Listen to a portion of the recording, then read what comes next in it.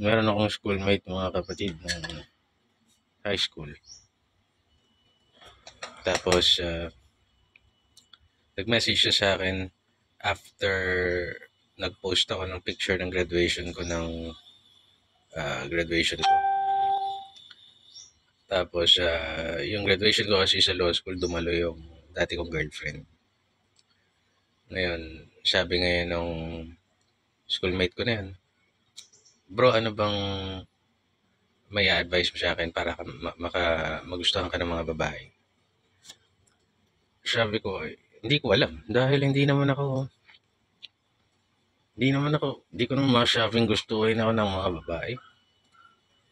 Nataon lang na yung particular girl na yun, may pinagsamahan kami. At saka nagustuhan niya ako before. Although, hiwalay naman na kami. Iba na yung partner ko ngayon. Ngayon, bigyan mo naman ako ng tips. Sabi niya,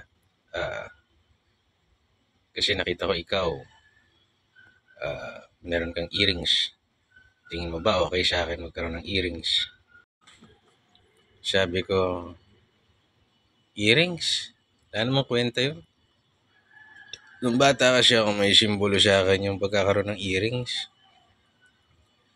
Nung tumanda ako, health.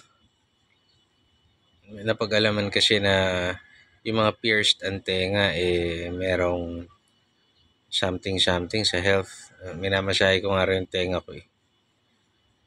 Sabi niya, tattoo. Palagay ba akong tattoo?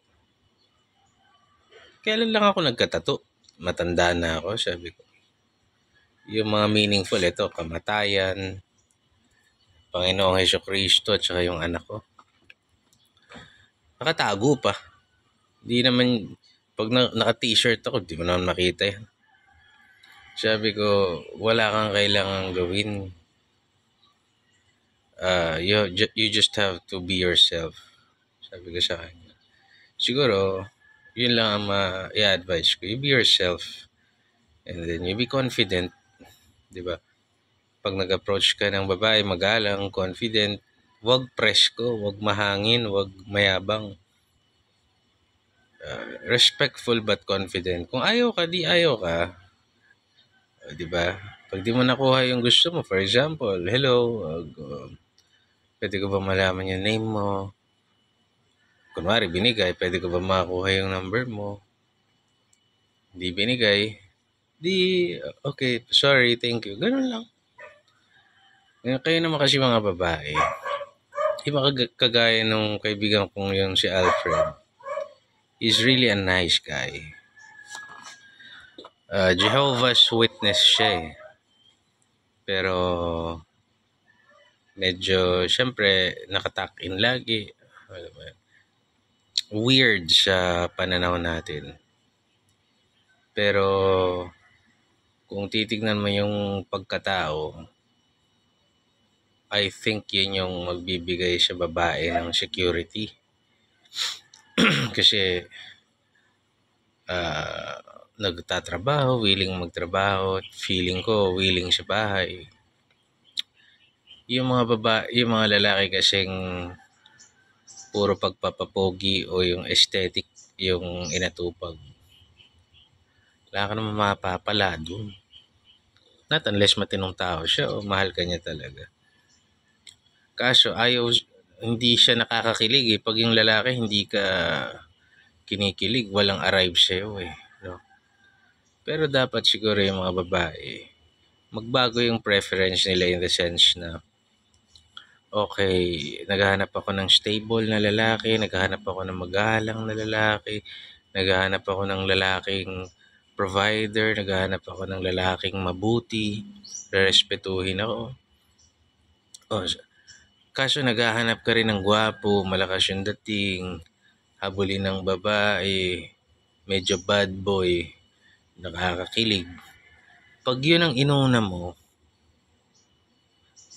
karamihan ng nakita kong ganun, walang kwenta. Daldal ng daldal, puro kasinungalingan yung sabihin niya sa'yo doon, lilipas yung panahon, wala. Asan na yung pinangako niya sa aking buhay na matiwas? Ala.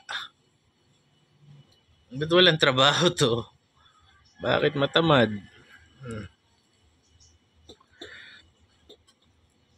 O ako na lang kung kung sasabihin kunwari na ako ay attractive, eh ang daming hindi attractive sa akin.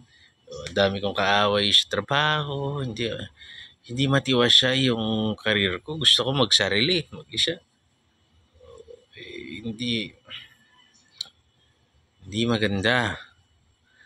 O, may mga panahon din na para akong tambay. O, bagamat marami akong ginagawang makabuluhan, pero manap kayo nung tutulungan kayo sa buhay and at the same time, mamahalin kayo ng tapat. Huwag niyong unahin yung nabanggit ko kaninang aesthetic, nakakakilig o yung wala yun, yung mukhang yummy. Wala kwenta.